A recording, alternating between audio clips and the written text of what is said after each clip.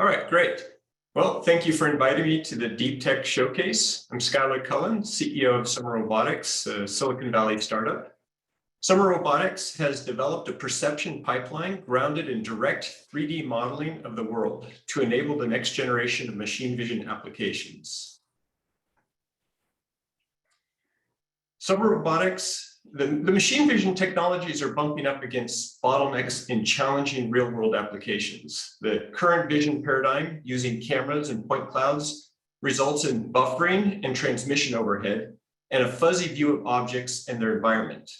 The presence, shape, and behavior of objects is poorly understood and comes highly delayed through a long sensing and processing pipeline. This uncertainty and delay will prevent the deployment of highly valuable services like robotaxis and delivery robots, much less general purpose humanoids. Relying too heavily on passively illuminated cameras, which are the dominant sensing input to machine vision algorithms, leads to unreliable performance due to fundamental sensing and modeling issues, resulting in many corner cases, some of which you can see here on the slide. We have re-examined the fundamental assumptions about 3D perception and have developed a new pipeline. Summer Robotics captures surfaces in motion using laser triangulated event tracking. Low-power lasers continuously sweep across surfaces and are tracked in 3D by a constellation of event sensors and algorithms. No buffers and always-on illumination means that data is turned into object shape, type, and motion information at the rate of the scan. Our whole perceptual pipeline is currently 4 milliseconds long, which is 100 times faster than standard multimodal perception options.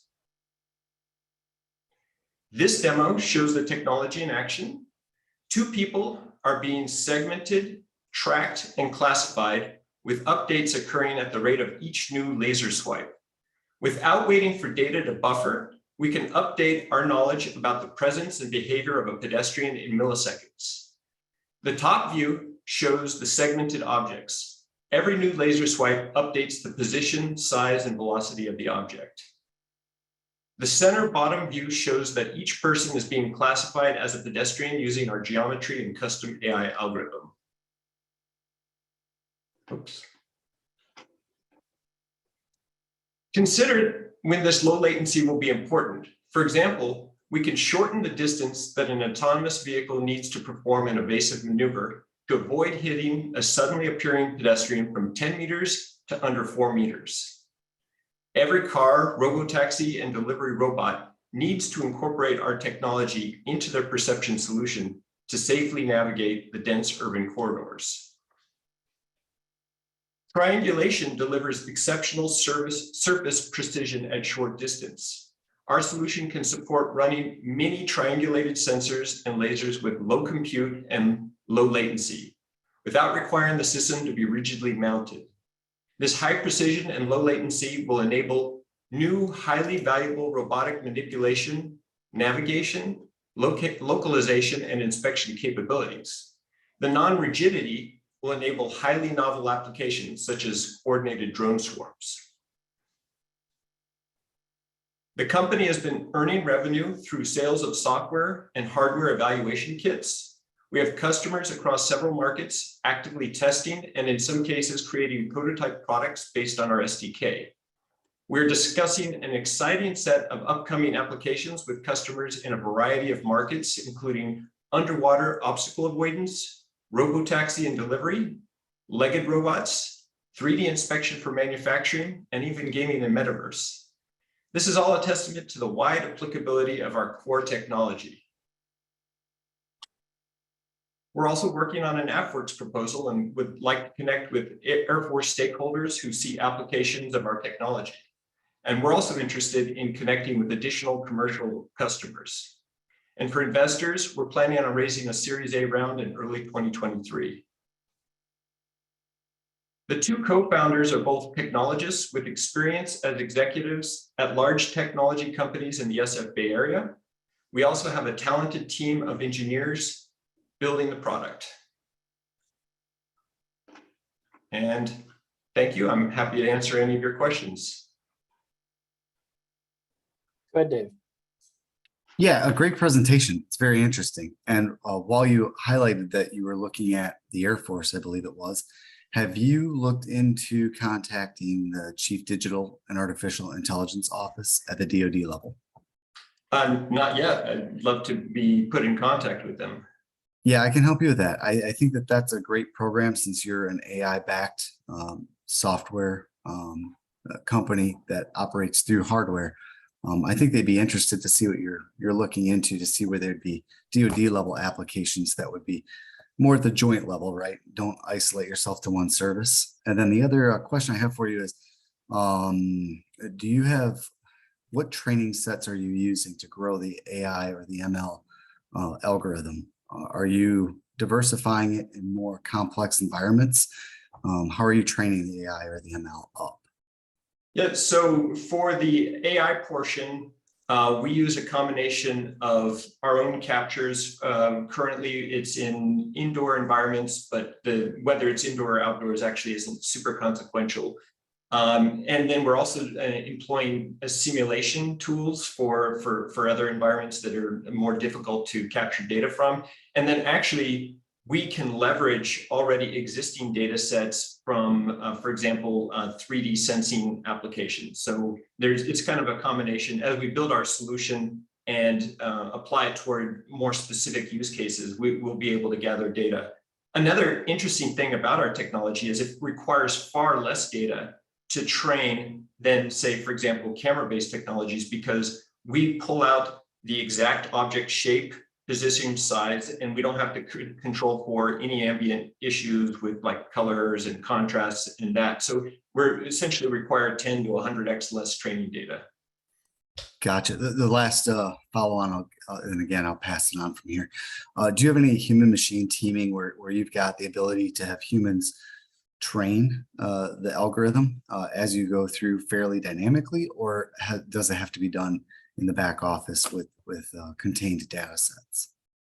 So for understanding, for example, if you were in a manufacturing context and you want to train the system on, say, some new component, we're developing the tools so that you could literally just spin the component in front of the system and then register that as a new 3D object. So in terms of like online training, there's definitely going to be a component where you can have technicians out in the field doing a transfer learning essentially for specific new components coming into the system. There's other aspects of our system that could be trained online as well, but that's one that we're specifically focused on.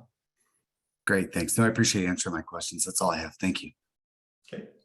Okay, great. Matt and Corey. Yeah, I was curious if you had talked to, yeah, once again, you mentioned the Air Force, but Army Robotics is doing a lot of work on their RCV light and medium type of vehicles where, you know, this is important, right? The ability to sense and detect. Have you had any discussions with them or? Not yet. I would just say that in general, we're just starting out our discussion with the various branches of the government and military. So we're very open to introductions to the various different branches right now. Okay. Yeah, I can connect with the program manager there and see if they have any interest. Excellent. Thank you. Go ahead, Corey. Yes, sir. A couple of questions. Obviously, this is for defense as this form is described. So I got a couple of questions on the technical side with regards to the wavelength of your lasers. Is it in the visible spectrum? Or can I see them under nods? What nanometer wavelength are you guys using for your lasers? So the current evaluation systems that we supply to customers, if they ask for hardware, which some do not, we supply them with 405 nanometer Blu-ray lasers, very low power. They can create very precise points and actually it's difficult for humans to see. It's on the edge of your visual capabilities. However, I would say that for any application, our technology is essentially agnostic. So you can go across the UV to the IR spectrum. we don't care. We don't rely on anything other than a continuous sweeping of the beam. And so it doesn't matter. It doesn't have to be encoded as long as the sensor we're using has a decent QE and can actually receive the spectrum back, then we're fine. So for us, we're very flexible when it comes to the wavelength. Okay, excellent. The other question I have is you put out the SDKs and I'm assuming because of the hardware that you put this on, you've got some specs. What's the minimum processing requirement? Is it running GPUs? Is it like an Xavier board or a Jetson TX2? What level of GPU required to run it? So for example, the demo that you saw going all the way to classification, everything before classification, right now we're just running on laptop CPU cores. We haven't actually bothered to take some of the code that's very parallelizable and put it into parallel hardware because we were just rapidly developing it up. It's very low compute requirement. So in the case that you mentioned, Xavier is definitely one of the embedded systems that we're planning on deploying on. We think we could probably go even lower as we optimize the system. We're relying on a very sparse signal. So, and since we're not processing redundant collections of pixels, we can get away with much lower compute. Awesome. Is it a containerized software, or does it require a specific operating system that would eat up the whole board? So right now it's in a Docker. We support basically any flavor of Linux, and we could expand it up to other solutions. But right now, we just expect our customers to deploy our Docker on Linux. You get updates from our cloud instance, so you can just pull down new releases in a very simple way. If you take our hardware, it's all just components that are USB connected into the laptop that you choose or the desktop. So it's a very kind of simple setup and easy deployment. Thanks. Would you private message me? I'd like to follow up. Thanks. Excellent.